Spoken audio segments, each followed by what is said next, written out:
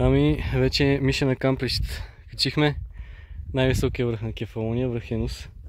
Не беше чак толкова лежерно, колкото пише в интернет.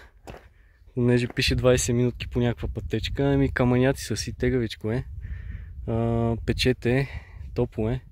Но както виждате, гледката е наистина невероятна. От всякъде си заслужава.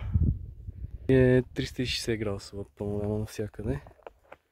От другата страна на острова море, планини. Уникално.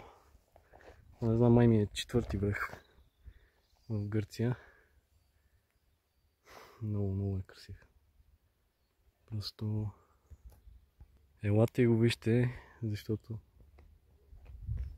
не е същото на снимки.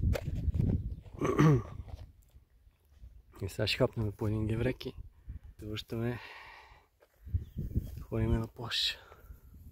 Аз тук си го правя плаж. Някои вече си пожилват. Ами така, доволен съм, предоволен. И това е. Долу даже виждам някакви езерца. Да, точно за дървото има. Ето там. Няма значение. До скоро.